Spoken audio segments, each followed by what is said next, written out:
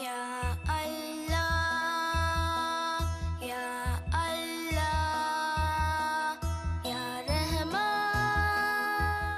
A'udhu billahi minash shaitanir rajim. Bismillahir rahmanir rahim. Wassalatu wassalam ala Sayyidina Muhammad wa ala alihi wa ashabihi wa sallam. With my peaceful greetings in Islam, I say Assalamu alaikum wa rahmatullahi. Hello lovely viewers, welcome back to a new edition on your favorite show, Al-Imra'a, a show that talks about in-depth analysis about women and what is entitled about a woman. Today's topic, it's prayer. And when we go back to the Arabic word, we say salat. Before I introduce my guest to you today, let's go for a short commercial break. We'll be right back. It's big and it's large. Being crazy can cause you to be a liability to society. Now, let's turn that liabilities and craziness into spiritual fulfillment that comes with joy. Crazy for Christ is a Christian entertainment program of all events that happen over the weekend. Join Crazy for Christ every Sunday at 5 p.m. God bless you.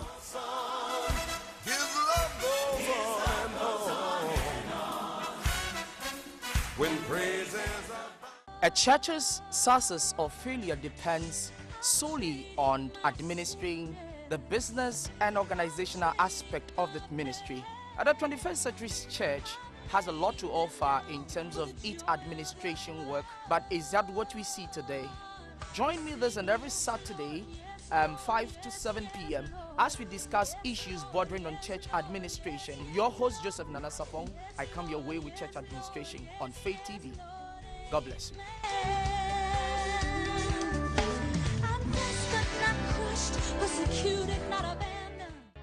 Wow, what a lovely baby. 6 months old baby. How cute. Lovely. 6 years old.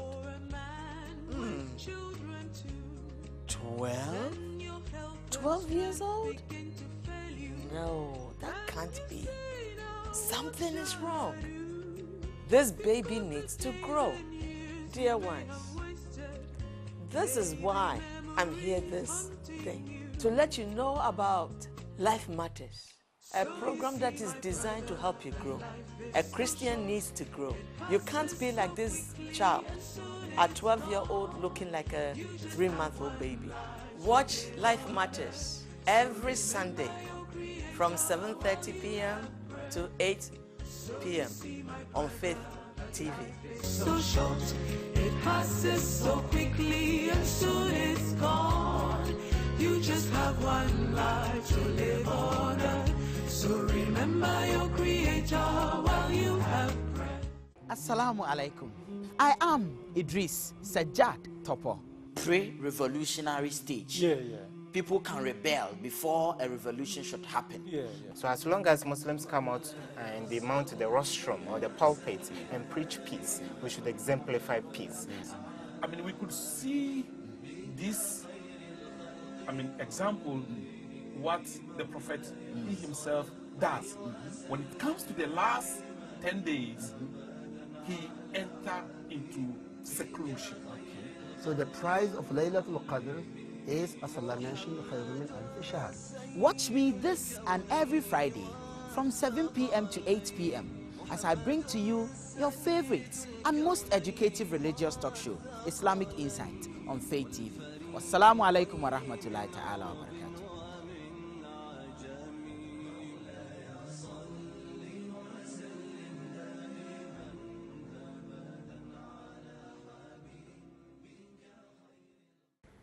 Welcome back from the commercial break. Our guest for today is Hajia Amidatu Alhassan, who is an Islamic scholar and a founder of As-Salam Women Education and Training Center located at Kasua. As I've already said, my viewers, our topic for today is prayer. When we say prayer, we mean what one is supposed to do to get closer to his or her creator. Without prayer, one is nobody on this earth, especially the woman. So Hajia Amida she's going to take us deep down to whatever question we would ask her today to explain to us what is entitled of a woman with prayer in Islam. Hajia Amidatu, you're welcome to our show. Thank you. When we say prayer, what is prayer in Islam, or what is meant by prayer in Islam? Bismillahirrahmanirrahim. Alhamdulillahi Rabbil Alameen. Wassalatu wassalamu ala ashrafil anbiya wal mursalin. Nabiyyina Muhammad wa ala alihi wa ashabihi wa man tabi'ahum bi ihsan ila yawmiddin. Rabbi shrah li sadri wa yassir li amri wahlul 'uqdatan min lisani. Allahumma ya mu'allim Ibrahim 'allimni wa ya mufahhim Sulaiman fahhimni. Subhanaka la ilma li illa ma 'allamtani innaka antal alimul hakim.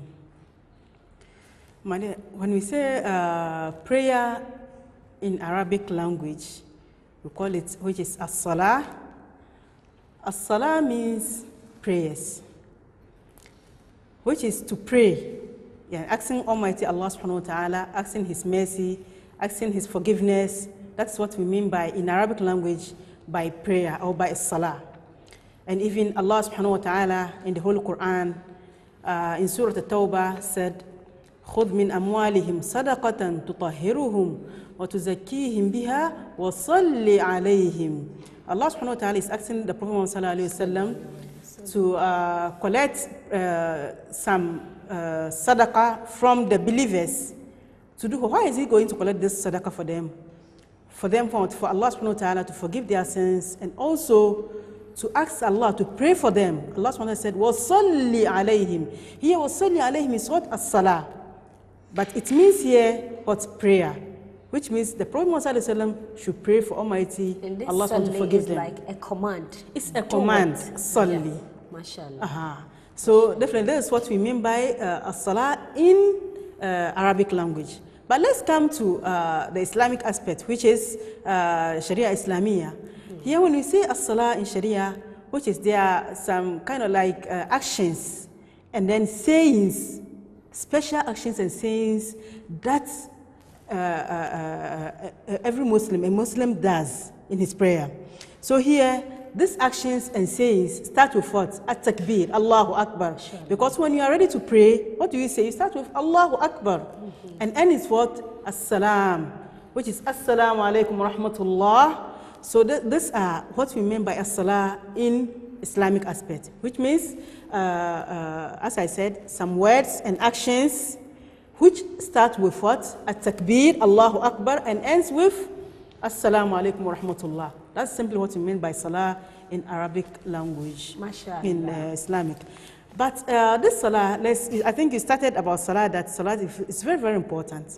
You know, in our religion, Allah subhanahu wa ta'ala, there are some things that Allah subhanahu wa ta'ala is going to ask on the day of judgment, every person. But those things that will be asked, the first thing that will be looked upon after ash-shahada, which is as-salah. So if a person's salah is not what? It's not full, other activities or other works will not be looked upon.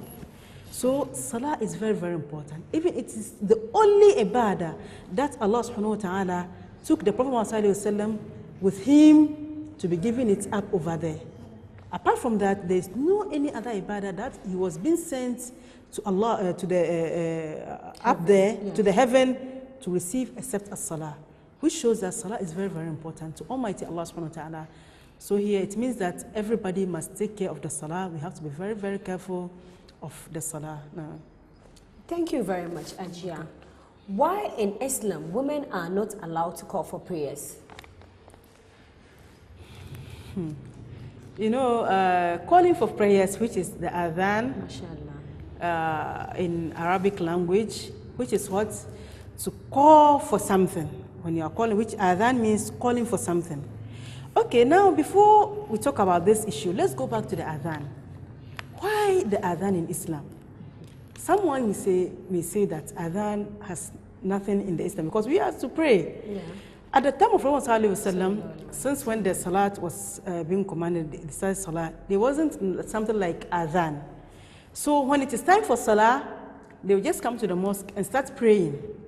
So it seems, and it was very, I think, difficult for the companions, because someone may be in his house, maybe busy doing something, or some of them being on their farm and at their workplaces, so they find it difficult to get the calling or the time of prayers. Yeah. So sometimes, by the time that they realize, when they come to the mosque, they will see that the salah is already done. Okay. So they start thinking of what to do. Something that they will put upon, so that whenever it's time for prayers, wherever you are, you get to know. Good. So the Prophet Muhammad asked them to think about it. When they were on it, that was the next day, one Sahabi came out that he saw in his dream some words, that somebody was reciting some words to him, that they should use these words to call for the adhan, for the prayers. So he came to recite the words to the Prophet ﷺ, and he also thinks that it's good. They are good words. So he asked Bilal to start calling for the prayers. Although the person who saw the dream, the words in the dream, he couldn't. He was the Prophet ﷺ said that Bilal is having a very nice sound, and then his voice is also louder than him. Mm-hmm. So that's why he asked Bilal to call for the prayers. So when Bilal stand to pray, to call for the prayers, Umar bin Khattab, when he heard the word, he said, "Hey, yeah," he ran to the Prophet ﷺ, tell him that that was the same thing that he saw in his dream. And then most of the companions also came with the same situation, that they also saw the same thing in the dream. And that's where the Prophet ﷺ get to know that that means that is what exactly maybe our God, Almighty Allah SWT wanted. So they then move with that adhan. So in this case, the adhan, as you said, we have specific times for adhan. You know, at the adhan, you don't normally bring the adhan unless when the time of that particular salah is in. Okay. So that if the adhan is being called before the time of the salah, the adhan is invalid. Because that's the main reason why we are calling for the salah. We are calling for people to get to know that it's time for salah. So imagine that if you are supposed to call for, let's say, Asr prayer at 3, for example, okay, and Mu'adhin came to start, the caller starts the adhan at 2:30, and it's not time for prayers. So in this case, this adhan is invalid. So which means we have to be very, very careful of the time that we do the adhan. Back to my question now. Yeah. Why are women not allowed? Women are not allowed to adhan. You know, in this case, let me divide this topic into which is women are not allowed to do the adhan. First of all, when between in the mosque, for instance, or in the presence of men, here women are not allowed to do the adhan, because the voice of a woman is as they call it, is aura, which is something that's supposed to be special. Yeah. It shouldn't be, a woman shouldn't talk loudly for all people to be hearing. Even if it is the Holy Quran, when a woman is reciting, she's not supposed to recite it loudly in front of men. So as the adhan.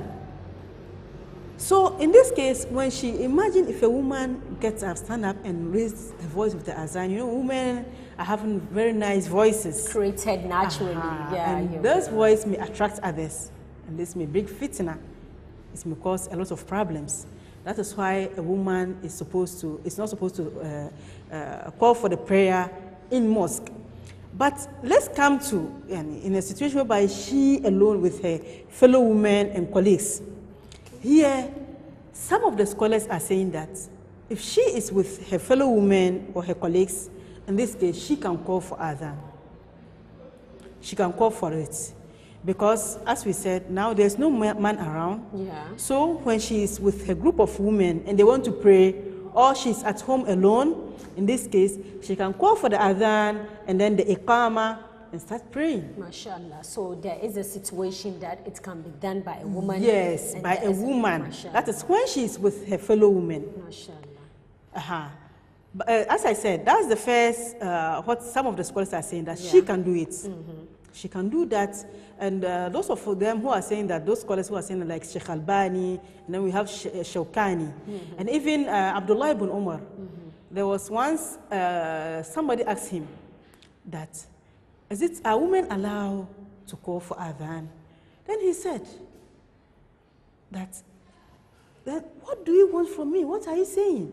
Can I prevent somebody from what? From saying the dhikr? A dhikr, which is supplication, is ibadah. And ibadah, we can't prevent anybody from doing ibadah. So here he specified that no, I can't prevent anybody from this dhikr.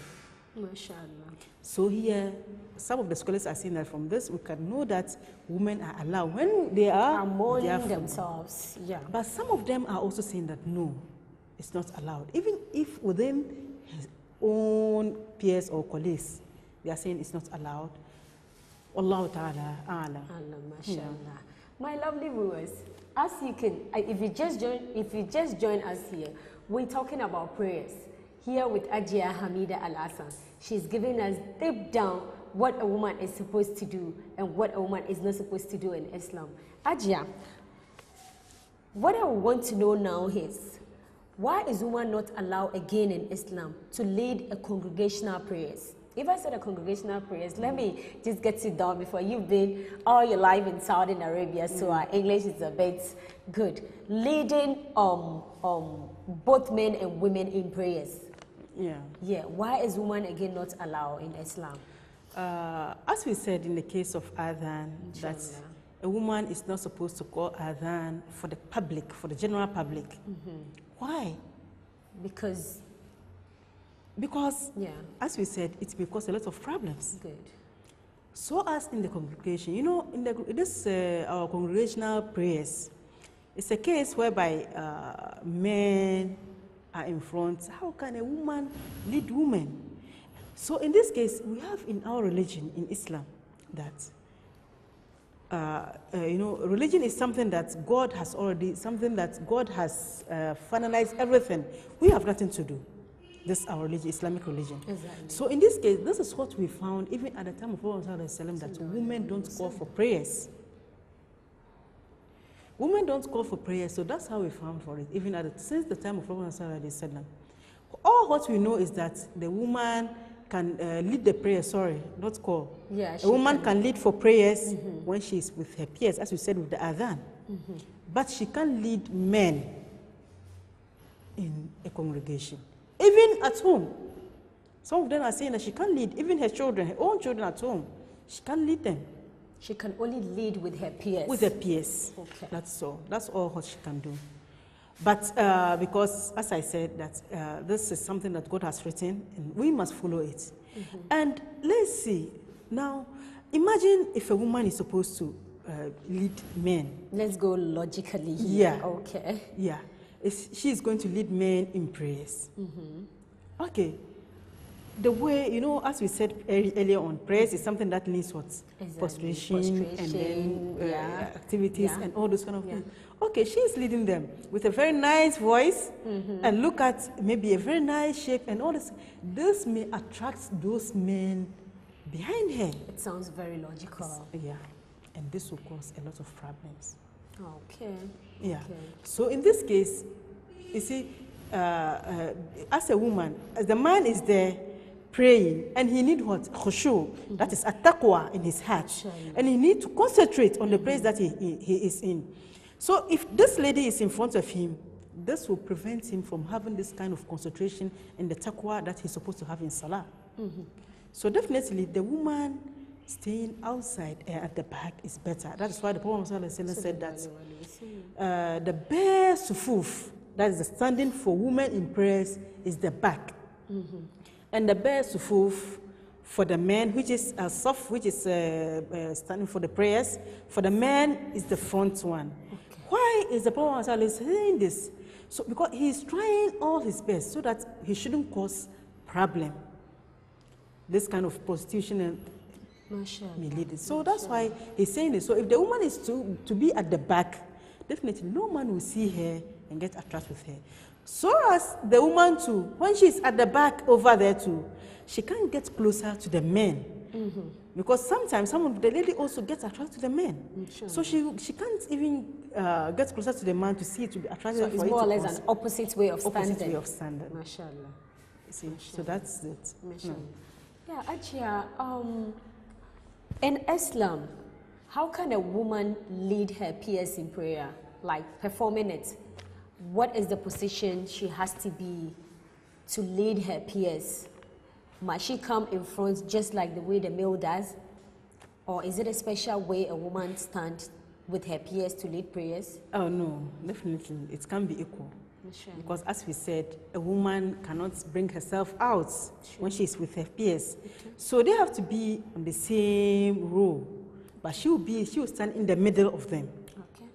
Making sure, especially if she is with, let's say, one person in prayer, she has to make sure that the next person who will be with her, that is the second person, should be on her right side. If there are two, those with her in prayer, if there are two, one should be on her right and one on her left. And if there are more than that, and if there are three also, two should be on her right and one on her left. If there are four, two should be on her right and two on her left. So as the number increases, which means the number of this side, the two sides should be equal. And if one is left, it should be on the right side. Yeah. So that's it. So she should be in the middle of the congregation. She's not supposed to go in front, but she's not going to go. She's not supposed to go in front, but she should be in the same line with her peers. But she has to be in the middle. In the middle. Yeah. That's to identify she is the leader. She is the leader. Mashallah. Yeah. And also here, I would like to emphasize on a very important issue.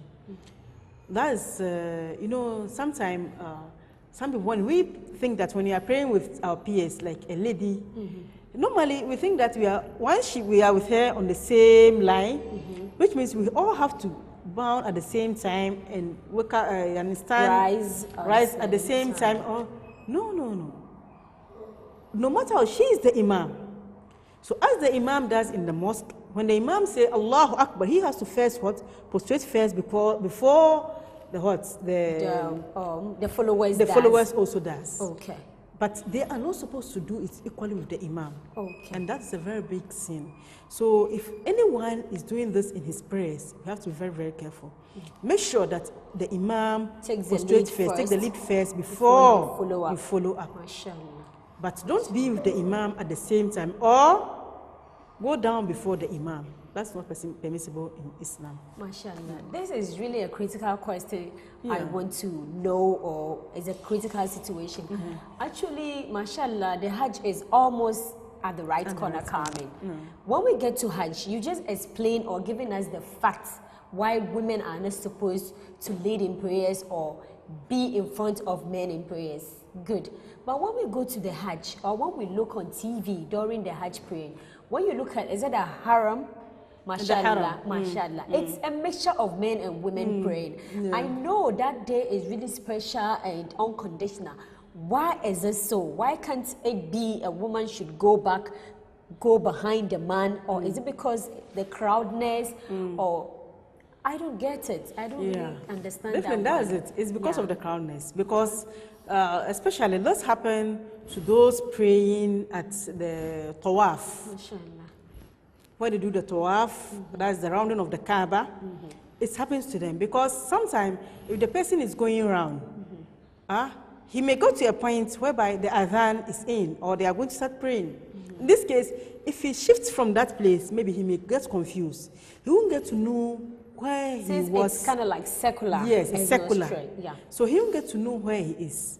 But as I know that mostly when it is time, the ladies shift to the back and the men in front. Mashallah. So it's because of we watching in TV. Because on the TV, that's why you may think that it's mixed up. That's great. Yeah. Otherwise, when it's mixed, it's not. You can't see a man and then a woman standing behind. Because I've been in Saudi Arabia for several years. I've never witnessed this before. Okay. You may say even if they are closer, but you see, men are standing here and women are standing even beside them, not on the same line.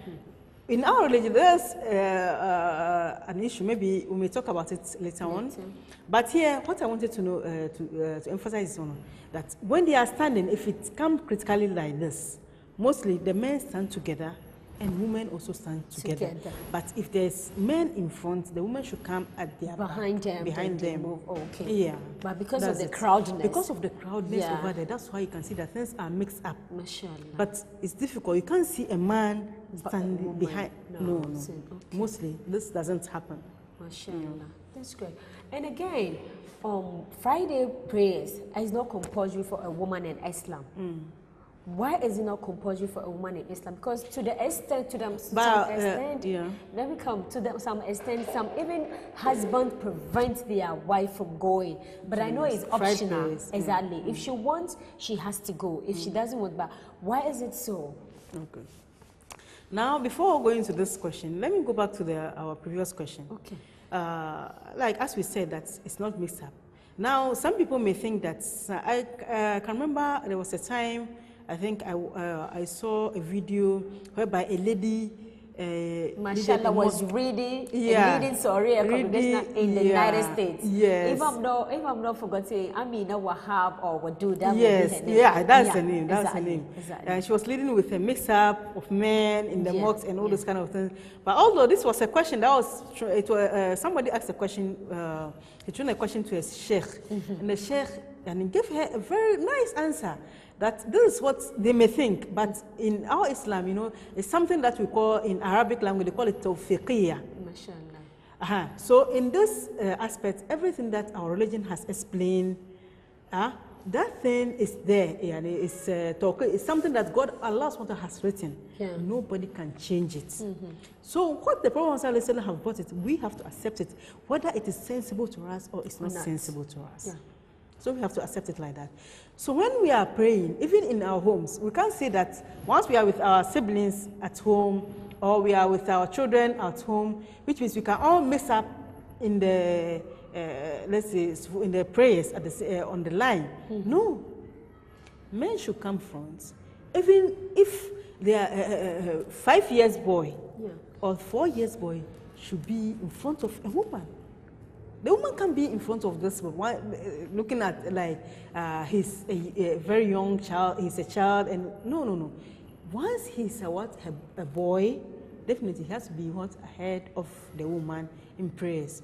So when we are standing in a mosque, especially in our mosques, I don't think there's a mosque that's whereby the men are mixed up with the women. No. Do you have that? Never. We don't have that. Never. So that's the case. Okay. So we'll take the case at Kaaba over there as being an exceptional case. Mashallah, because it's now let's come to our question. As you said, that why are women not allowed to go? Because I know Friday to be one of the important days in Islam, and yes, women are given the optional of it. You know, already let's come. Women Aslan are not supposed to be prevented from going to the mosque, because the Prophet Muhammad said, "La tamna'u ima Allah masajid Allah." Already, for the woman to go to the mosque, it's like, it's not any, let's say, it's not something that like Islam is encouraging on, that all women should go to the mosque. Okay. Because for the woman to pray in her house is better than going to the mosque. And even most of the scholars are saying that the more she prays in her bedroom, the more reward she get than praying in her own parlor or sitting room.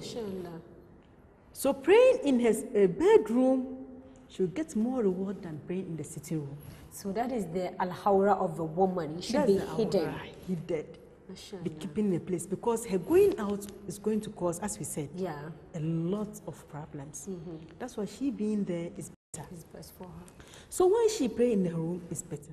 But if she decided to go to the mosque, the man, the husband, the father, or the brother shouldn't prevent her from going to the mosque. But never be encouraged. Never be encouraged to go to the mosque. But if she wanted to go, she shouldn't be prevented. That's good. She can go. So in this case, I don't know, I don't understand some of the men who are preventing their wives and then their children to be going to the mosque. Some of them going to the mosque also help them. Because when she is at home, she may feel some kind of laziness, and maybe the time of Salah will pass. But when she prays in the mosque, that will help her. And especially when you have this month of Ramadan that is gone, we have Salat al-Tarawih and Salat al-Tahajjud. Okay, let's say Tarawih, you know, Tarawih, we need what? Let's say somebody who is good in the Holy Quran, in reciting the Quran. So here is a case whereby the woman can't recite anything in the Quran. And she may feel bored when she prays alone at home. So she needs to go to the mosque to pray with the congregation, and that will encourage her to do that.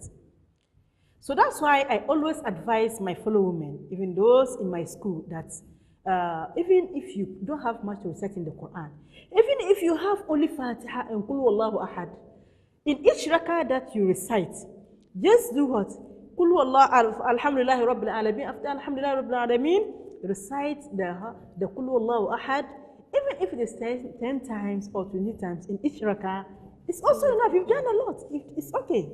Yeah. You get the same reward. My lovely viewers, if you just join us or if you are with us, you can hear Hajia giving us the right answers to our questions. We're talking about prayers, and she has so far given us reasons why women are not supposed to do something in Islam about prayers. Let's go for a short commercial break. We'll be right back.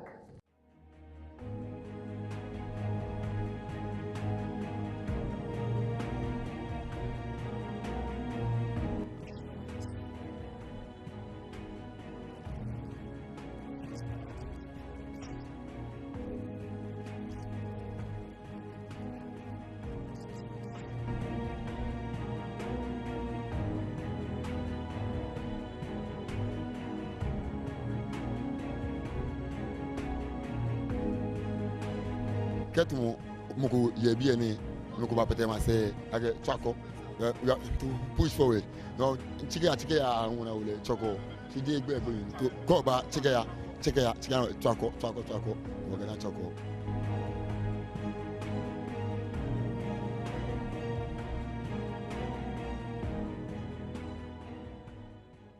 Assalamu alaikum. I am Idris Sajjad Topo. Pre-revolutionary stage. People can rebel before a revolution should happen.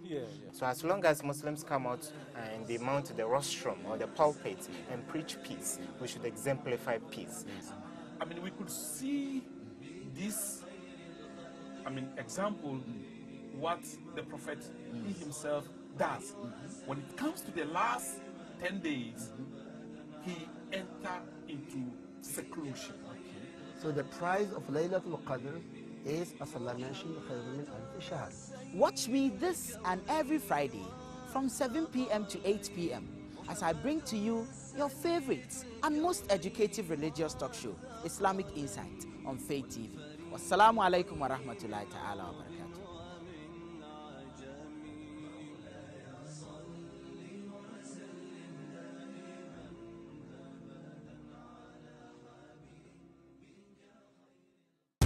Book of Revelation, chapter 7, verses 16 and 17. Yes, sir. They shall hunger no more, neither shall they thirst anymore. Preach, preacher. For God shall wipe away, yes, sir, every tear from their eye. Yes, sir. Get ready for the revolution. Come on. What you say now? Into darkness we're shining, and out of ashes we're rising. They say we love the church, but don't care about the streets. But Christ was always on the streets looking for the lost souls. Romans 1:16, unashamed, God's corner, 1.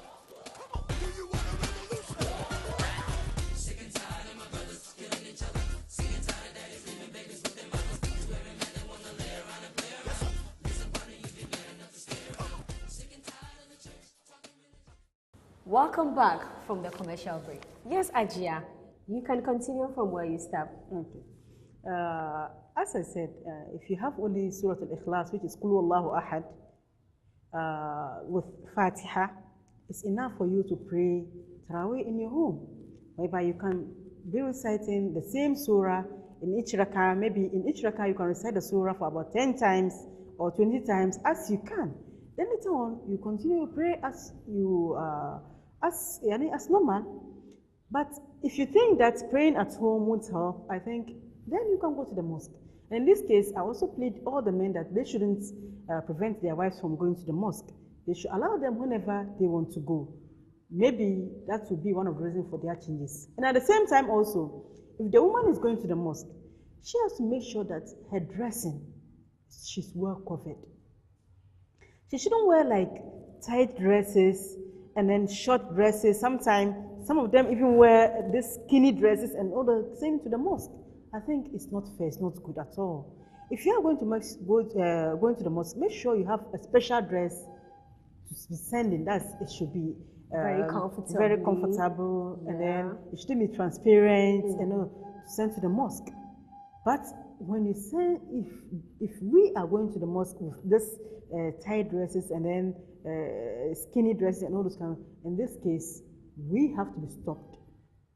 But if she's going, as we said, that she should wear a free dress and all those kind of things, in this case, she's not supposed, she should be given the chance to go. Hajia, thank you very much for talking about something which I found very interesting. You just said when only Kulu Wallahu and Fatiha, you can recite very well. You just have to do it and do it very well. With the ayah from the Quran where Subhanahu wa ta'ala said, وَمَا أُمِرُوا إِلَّا لِيَعْبُدُوا اللَّهَ مُخْلِصِينَ لَهُ الدِّينَ. It's not about doing the praying to Allah, but doing it very well. That's the important. We are not talking about the number, the number of the few things. You know, the few you know, just do it to the max. Perfectly. Sometimes somebody may pray maybe tahajjud or salat al-layl anytime in the midnight. The person may pray about 20 rakahs. And somebody may even pray 2 rakahs. And the person who prayed 2 rakahs will get more reward than the person who prayed 20 rakahs. It's about the way you do it. It's about the way you do it. How much you do, the quality. And it's not what? The quantity. So when you're talking about Islam, we want what? The quality. So make sure that everything that you do it what? In a quality manner and not the quantity. I think that's the best. We're having some situation with women, especially when your house is not far from a mosque. Usually some women wouldn't want to come to the mosque to pray. As you said, it's better for them to do it at home. So they will pray at home when they can hear the imam or the azan very well. Is that also permitted in Islam? No. How can it be? Because the house is not part of the mosque. The woman should be in the mosque. You see, the only thing is that something like, let's say, when the mosque is not full, she has to pray in the mosque. And if the mosque is full, she has to stand at a place whereby she can see the imam, or she can see somebody who can see the imam in the mosque. So you being in your room, you can't see the imam. And you can't see even the followers of the imam. So definitely this is incorrect. That's not a good action. You've just heard Hajia talking about this, because I know most of us do this. So it's wrong and we have to stop. Praying at home when the mosque is near our house. Hajia, thank you very much. So whenever you want to pray, even if you are going to pray outside the mosque, you have to make sure the mosque is full before praying outside the mosque.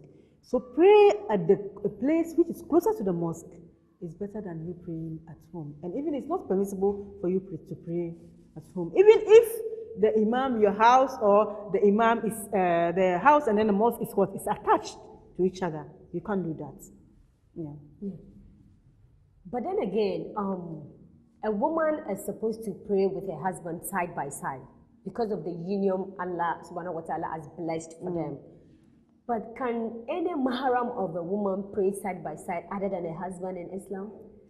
I don't know. I think this question that you are asking, I think the question should need to be corrected. A man as a husband praying with the wife side by side. No, we don't have this in our religion, whereby a man and then the wife pray side by side. No. Even if he is a husband, she has to pray behind him. Even if they are alone, she and her husband alone, the man will be in front and she will be at the back of the man. There's no way she can stand beside the man. Not even a husband. Not even a husband. So being him a husband or her brother, a sister, or somebody else, right, she has to be that are supposed behind the person. Always men, as I said, men are leading the women. Yeah. So whenever you are with a man, you have to make sure the man is ahead of you, is in front of you. You shouldn't be with him equally on the same line in prayers. Yeah. That is why women are not allowed to lead in prayers. Yeah. That is interesting, and thank you very much for correcting the question. Again, when we are talking about janaiza, right? We're talking about the death prayer. Would there be any condition or any situation a woman can lead when there are no men to be found around due to the limitation of the corpse that the corpse supposed to be buried? Mashallah. I like this question that you asked. You know, as we said, that women are not supposed to lead congregational prayers. But in a case, if she's learned, she has, yes, so she's learned. She's learned. Even if she's a reciter, learned, mashallah, she can lead congregational prayers. So in this case, if she is praying with her peers, as we said already, on the janaiza, this one is accepted. Mashallah. With her peers, she can pray with them. As we said, she stand in the middle of the congregation. No man around. Since there's no man around. Even if there are men, maybe we may get men in the mosque. Sometimes it will happen. It may happen that maybe those women in the house don't want to go out. So in this case, they can pray on the janaiza at home, as they being only ladies. And when they finish, and one of them will lead them, as I said, and when they finish, they can bring him back to the mosque for those in the mosque also to pray on him.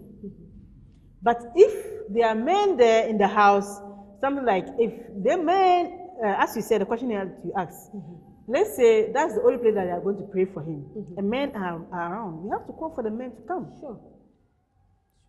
Yeah. But if in a case that we, the women, want to pray on him, so that he'll be sent also after that by the men to pray on him, this one is permissible in Islam by most of the scholars.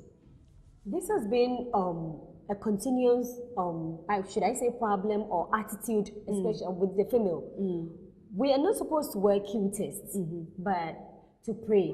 But something like the tradition of the lalle, which is a tradition the prophets came to see and left, is allowed to be word before doing your ablution and praying. What about the Q-test? And yes, still, you go to the mosque, you see your fellow women with the Q-test in their hands and feet, and yes, still, they will do the ablution and come and pray. How would your prayer be valid with somebody who has not gotten Q-test on her fingernail? As we said, the lele is accepted. And why is it that Islam, using the Q-test in prayers is not allowed? Because this Q-test prevents water from touching the nail. You know, as we know, it's in part of the Islam that whenever you're going to perform ablution, there are specific places that the water must touch, which is you have your arms, and then plus your, as we said, the face, and then the hand, and all those kind of. So on this nail, if water didn't touch the nail itself, I think here your ablution is incorrect because it's not full. So as those who put on wig and a lot on their hair, it's the same thing. Because that wig prevents water from touching the hair. And then also you are requested when performing ablution that water should touch your hair. So in this case, when you are having the wig on your head, how can water touch the hair itself? So as the nail, the fingernail. But I think most people don't take this issue as a serious issue. They think that it's something, no problem. And some even say that, oh, I'll put it when it's about to pray, and I'm about to pray, I'll just clean it, I will just use a remover to remove it, and so on. And Satan will then what? Later on, bring something, and you forget about it and pray. That's why naturally we are forgetful. So that's why I will advise my fellow women that if you are using the Q-test, even if you are using it, please use it during the menstrual period. I won't say that you shouldn't use it at all, Because even if I say this, it's not going to work. It's not going to work. Yeah. So, but I will advise you that you use it during your menstrual period days, so that you shouldn't fall or get yourself in such situations. Let's go to Saudi Arabia, for instance. MashaAllah, Saudi Arabia, women over there, we have nice women, we have this, they have everything. If you see an Arabian woman dressed in a nice dress, you'll be amazed. But all these dresses at what? They do it at home. They have all their Q-tests and everything being put on. But if she used the Q-test when it's about to pray, she used the remover to remove it. But most of them, when I stay there, most of them use it during their menstrual period. Because of this. So I think, inshallah, my fellow ladies will also follow up this in. Yeah, this is really a critical answer to we women, because it's been something that we used to do. And Hajia, who is a counselor and deep into Islam, she's in it. She has made us know, no matter what, your salat is invalid by using the Q-test and wig on your head. Just follow what Subhanahu wa Ta'ala says and just do the right thing at the right time. She has just told us, she can't tell us not to wear it, but we can do that when we are in our menstrual period. That is where we can use the Q-test on our fingernails. Hajia, another important issue about prayers in Islam with the women again is we call something qabli and badi in prayers. I would want you to explain each of them. Qabli and badi. Qabli means in Arabic language is what? Before. Qabla. Qabl, which is before. And badi, which is bad, means what? After. After, okay. So qabli happens, maybe they use the word qabli, like something that you do before assalamu alaikum wa rahmatullah, assalamu alaikum wa rahmatullah. And then the badi is something that you do after assalamu alaikum wa rahmatullah, assalamu alaikum wa rahmatullah. So sometimes a person may get himself in a situation whereby, like I said, kind of like forgetfulness, or as we know, Satan is working around to prevent human being from prayers and all those kind of things. So when you're in praying, some kind of thinking and some things, some suggestions will be coming to you. So during this time, you may forget something. So when you forget something, you need to do what? To do the qablin. But when you forget something in your prayers, before saying this, let me come back to a very important issue. We have in what we call shurut as-salah, and we have arkan as-salah, and we have wajibat as-salah. Shurut as-salah is something that if you don't have it, which means aslan, there is no salat on you. Yeah. Something like a Muslim, you have to, before you pray, you have to make sure that you are a Muslim. So in this case, there is no salah on an unbeliever. Somebody who is having mental problem, is also not supposed to pray. So in this case, let's imagine that this are shurut salah. So this shurut salah, if you don't have them, aslan, the salah is not on you. We have arkan in salah. Arkan in salah, they are what? The pillars of salah. These ones, if you forget them in salah, the salah is totally what? It's invalid. It's invalid. You have to start the salah again. And then we have wajibat salah. Wajibat salah, that is where, when you forget this, in this case, you do the qablin and badi. This is amend it. To amend it. That's it. So that's why you do the qablin and badi. So if you leave something in one of the wajibat salah, in this case, you either do qablin or badi, which is you do a sujood again, sujood twice. You do the sujood, sit down, another sujood again, and then do the assalamu alaikum wa rahmatullah, assalamu alaikum wa rahmatullah, and that's the end. That's the qablin. Yeah, when you forget something. When you forget something in prayers. Yeah. But with the badin, when you add something to the prayer, something like, imagine I was supposed to sit for the second rakah. So I forgot, and I intended to what? To stand. But when I'm about to stand, I remember that no, I'm supposed to sit. Then I sat down again. In this case, I left. I added something in my salah. this is, I have to do what? The badin. And the badin is what? After Assalamu alaikum rahmatullah, Assalamu alaikum rahmatullah, I have to do 2 sujuds again, and then come back again to the Assalamu alaikum rahmatullah, Assalamu alaikum rahmatullah. That is, with the second Assalamu alaikum, I don't have to do at-tahiyya. No. From my sujood, I'll just do Assalamu alaikum rahmatullah, Assalamu alaikum rahmatullah. And that's it. Yeah. In a situation, you said when you forget something, you do badi. Is it in a situation of intentionality or with forgetfulness? When you forget something, you do the qabli, right? Forget something, you do the qabli. But when someone intentional forgets something just to do the qabli, how is the person in the sight of Allah? You know, we have in our religion that there are 3 people that sometimes Allah subhanahu wa ta'ala has taken his pen on them, that it doesn't count on their mistake. That somebody, one of them is somebody who forgets something. Naturally. Good. And this one is not counted. So when you forget something natural, this is natural thing for a human being. That's why we are called insan in Arabic language. Like insan, which is somebody who normally forgets. So this is a natural thing with us. So in this case, if somebody intentionally do this, I would advise the person to start his prayers again. Because this is not allowed. How can you intentionally do this? So the prayer here is invalid because of the intentionality. Because of the intentionality, the person is supposed, I would advise the person to start the salah again, the prayers again. For him to make sure that what I'm doing is the correct way. Because you don't really this religion, you know, some people normally take the religion like something like the way we joke with our colleagues and all those kind of, no. Because all the life that you are going to live on this earth, without your religion, you know, one day you say Hadainu, you spend about 70 years on this earth without nothing. Without getting the heaven, the Jannah, then one day you say Hadainu. You wish that you brought back again but to do. There's no chance for you. There's a saying which goes like Hadainu is always at last. It never comes first. Yeah. And that's why Abu Bakr said, Umar bin Khattab radiallahu anhu, he normally asks himself that today, since I woke up from morning till evening, what have I done? To get closer to Almighty God, to make sure that I've gotten the heaven, the Al-Jannah.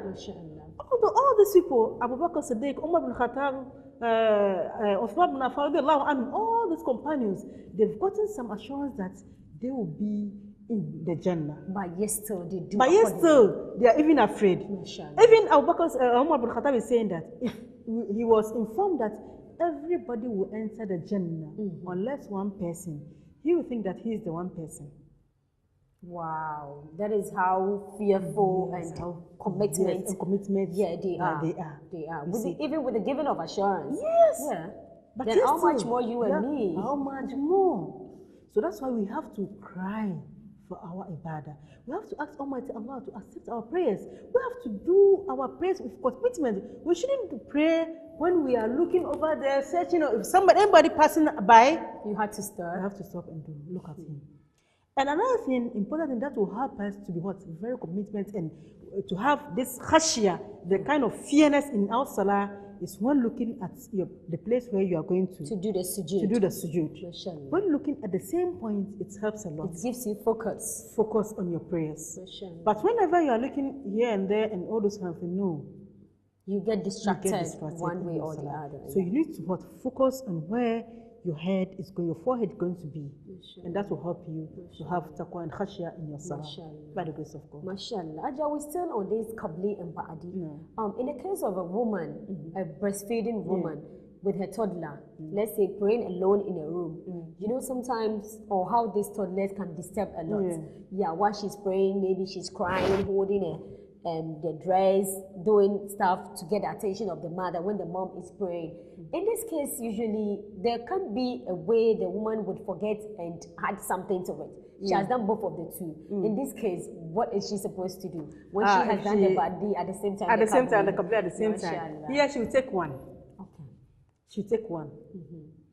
Which one? One, either she will take the qablin or badi. So like it's an optional It's to an take optional one. to take one. Okay. Either she will choose to take the qablin or the badi. Okay. And that's what most of the scholars are saying. And to make it's accepted. Things easier for them. Yeah. And here too, as I'm saying, if you get your child disturbing in Salah, I think this is something natural for we the women. I think you have to make sure that although you are with your child, with the child, but you have to make sure that your mind is on your prayers too at the same time. But that doesn't mean that if the child is crying, you can't take the child and have the child on your chest. Help him maybe, but still continue with your prayers. And Allah will accept it because He knows your situation. MashaAllah subhanahu wa ta'ala. Making the religion very comfortable for everybody to just very easy. In the deen yusr, subhanallah. Allah. There's no religion which is like this Islamic religion. Islam is very, very easy. It cares about. Hajia, another important thing I want to know is, what is the importance of marriage couples praying together at home? Is there any special blessings with that? I think it's also a very nice question. You know, as you all know, that men, it's compulsory on the men to pray in the mosque. That's compulsory on them. But if here is a case whereby the house is far from the mosque, the person cannot go to the mosque, or let's say that the person, unfortunately, he slept and he couldn't get the time of prayers. In this case, he can pray at home. So here, when praying at home, the best thing is to pray with his family, with the couple, the children, and the mother. That's the best thing, so that they will get the reward of what? The jama'ah. Because the jama'ah, praying with jama'ah is more than praying alone for 25 times. As the Prophet said. So in this case, if the man is at home, he have to pray, order the woman and the woman and then the children to perform ablution and then pray at the same time. That's the preferable. And they will get the reward of what? Jama'ah. So as even if the man is not at home, the ladies only at home, the best thing for them is to what?